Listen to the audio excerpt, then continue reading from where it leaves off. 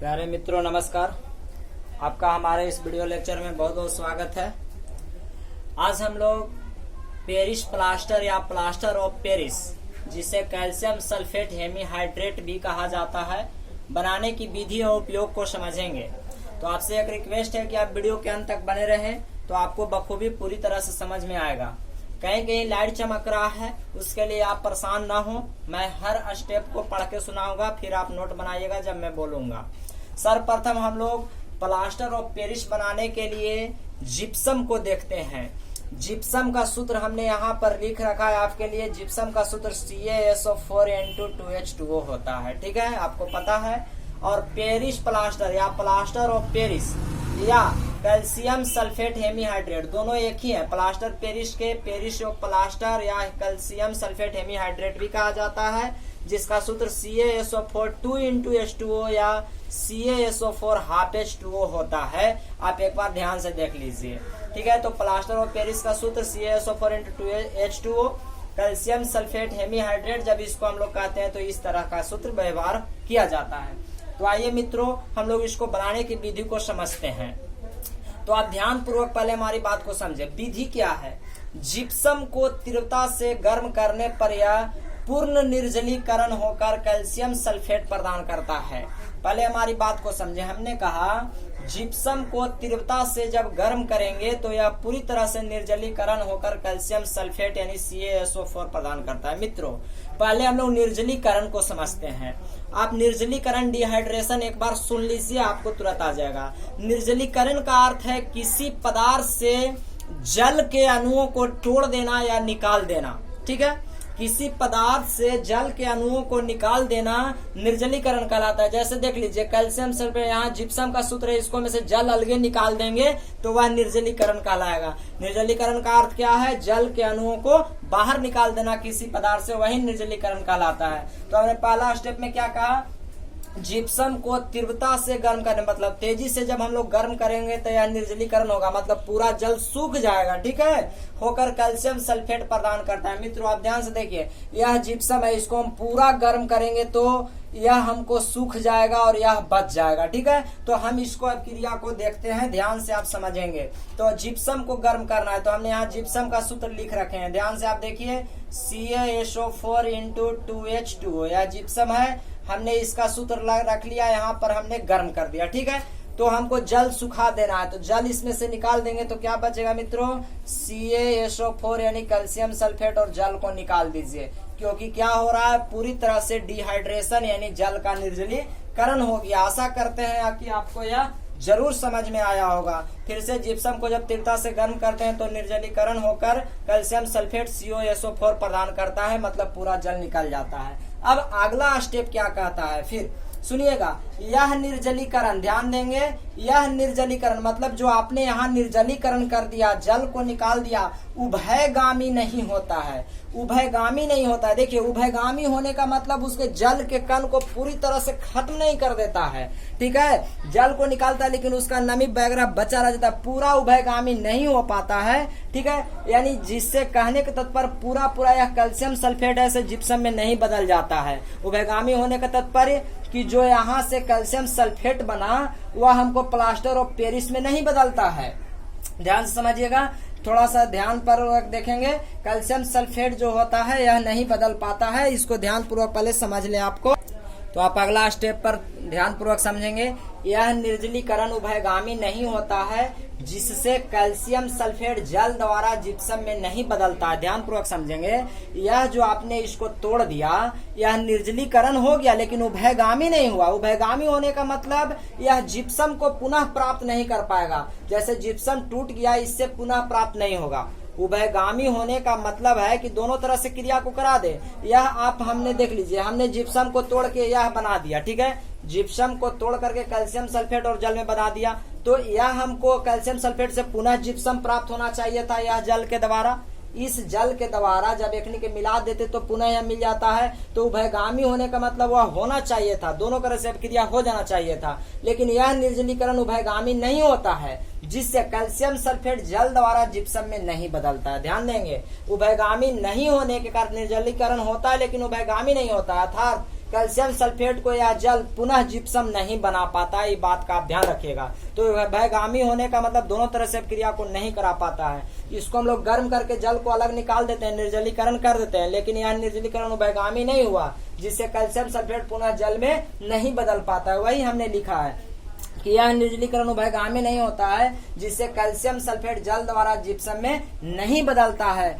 तब हम लोग क्या करते हैं, फिर जिप्सम को 120 डिग्री सेल्सियस ताप पर सावधानी पूर्वक गर्म करने से प्लास्टर और पेरिस की प्राप्ति होता है। अगला स्टेप ध्यान समझेंगे, यह निर्जलीकरण उभयगामी नहीं होता है, जिससे कैल्शियम सल्फेट जल द्वारा जिप्सम में नहीं बदलता है। फिर जिप्सम को 120 डिग्री, जब जिप्सम में नहीं बदलता है तो उस जिप्सम को पुनः हम लोग 120 डिग्री सेल्सियस ताप पर 120 डिग्री ताप पर सावधानी पूर्वक गर्म करने से पेरिस और प्लास्टर की प्राप्ति हो जाता है। तो प्लास्टर और पेरिस की प्राप्ति कब होता है, जब जिप्सम को हम लोग सावधानी पूर्वक 120 डिग्री सेल्सियस ताप पर गर्म करते हैं तो वह किसकी प्राप्ति हो जाता है, प्लास्टर और पेरिस की प्राप्ति होता है। तो देखेंगे समीकरण को आप ध्यान पूर्वक यहाँ समझेंगे। हमने यहाँ जिप्सम लिख रखा है, आप ध्यान पूर्वक देखें, CaSO4 × 2H2O। आपको इधर लिखते हैं ताकि आपको समझ में आए, CaSO4 × 2H2O। हमने इसको जिप्सम लिख दिया और कितना 120 डिग्री सेल्सियस ताप पर क्या करना है मित्रों,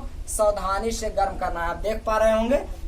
तो हमको क्या प्राप्त करते हैं, प्लास्टर और पेरिस। तो प्लास्टर और पेरिस का सूत्र लिख दीजिए।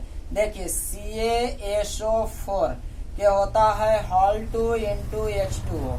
मित्रों अब आप ध्यान से देखेंगे कि हमने यहाँ CaSO4 का एक है यौगिक, यहाँ पर CaSO4 हमको 2 चाहिए। तो संतुलन करने के लिए हमको यहाँ क्या लगाना होगा, तो 2 लगाना होगा। बोलिए 2 लगाएंगे कि नहीं लगाएंगे। जैसे ही आपने 2 लगाएगा तो यह संतुलित हो गया CaSO4 2 पार्ट। लेकिन अब जल कैगो हुआ, 4 गो। तो इसमें जल कैगो है, 1 गो। तो यहाँ कैगो जल बच गया मित्रों, 3 गो जल का अणु बच गया, जो हमने वहां लिख दिया। ठीक है। अगला स्टेप क्या कहता है, पुनः पेरिस प्लास्टर को जल मिलाने से, सुनिएगा, पुनः इस पेरिस प्लास्टर में जल मिलाने से जिप्सम की प्राप्ति हो जाता है। देखिए अब क्या कर रहा है कि अगर हम लोग इस पेरिस और प्लास्टर में जल को मिला देंगे तो ये जिप्सम मिल जाएगा, और पहले यह नहीं हो रहा था क्योंकि यह उभयगामी नहीं बना रहा था। तो अब इस सब क्रिया को देखते हैं। पुनः प्लास्टर और पेरिस में देखिए, अब प्लास्टर और पेरिस उठा रहे हैं, CaSO4 × Hal2 × H2O। इसको में क्या मिलाना है, जल मिलाना है। तो इसी अभिक्रिया को उठा करके लिख दीजिए और क्या प्राप्त कर लेना है मित्रों, जिप्सम। ध्यान पूर्वक देखिएगा। तो जिप्सम का सूत्र क्या होता है हम लोग को, CaSO4 × 2H2O। देखिए प्लास्टर और पेरिस में हमने क्या मिलाया, यह प्लास्टर और पेरिस में जल मिला रहे हैं। देखिए प्लास्टर और पेरिस में जल, तो जिप्सम। अब आप ध्यान से देखिएगा, जिप्सम यहाँ 2 कैल्शियम सल्फेट का 2 पार्ट है, तो यहाँ क्या रखना होगा, 2 पार्ट। जैसे ही आप 2 पार्ट रखे तो जल हो गया 4 गो, यहाँ 3 और 1 कै जल हो गया 4 जल। इस तरह से क्रिया हमारा संतुलित हो जाता है।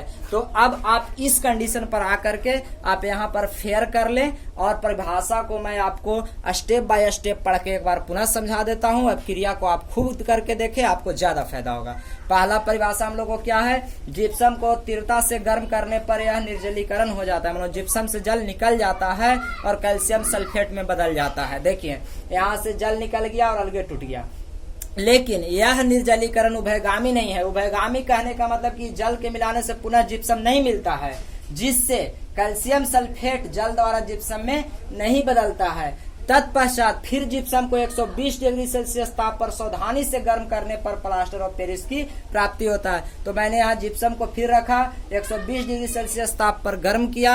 आप अब क्रिया देख पा रहे होंगे। तो हमने प्लास्टर और पेरिस बना लिया। यह प्लास्टर और पेरिस है और यह जल है। अब पुनः प्लास्टर और पेरिस में जल मिलाने से, देखिए प्लास्टर और पेरिस था, इस जल मिला दिए तो जिप्सम की प्राप्ति हो गया। आप यहाँ नाम जरूर लिख देंगे, यह आपका क्या है, जिप्सम है। ठीक है, यह आपको क्या है, प्लास्टर ऑफ पेरिस है, और यह आपको जिप्सम है, यह आपको प्लास्टर ऑफ पेरिस है। अब हम आशा करते हैं कि आपको प्लास्टर ऑफ पेरिस बनाने का और इसका गुण आ गया होगा। तो ऑब्जेक्टिव आपको समझना है। कहेगा कि जल द्वारा कैल्शियम सल्फेट जिप्सम में क्यों नहीं बदलता है, तो कहेंगे कि यह निर्जलीकरण उभयगामी नहीं होने के कारण। दूसरा, प्लास्टर ऑफ पेरिस की प्राप्ति कब होता है? जब जिप्सम को 120 डिग्री सेल्सियस ताप पर गर्म करते हैं तो प्लास्टर ऑफ पेरिस की प्राप्ति होता है। अगला हो सकता है कि निर्जलीकरण क्या होता है? तो किसी पदार्थ से जल के अणुओं को निकाल देना ही क्या कहलाता है? निर्जलीकरण कहलाता है। अब ध्यान से आप देख लें, हमने जिप्सम का सूत्र रखा है, प्लास्टर ऑफ पेरिस का यह दोनों सूत्र लिख रखा है। अब हम आपको इसका उपयोग को दर्शाते हैं, दिखाते हैं, तो आप वीडियो के अंत तक जरूर बने रहें। तो हम लोग अपने वीडियो में आगे बढ़ते हैं। पेरिस प्लास्टर या प्लास्टर ऑफ पेरिस का उपयोग।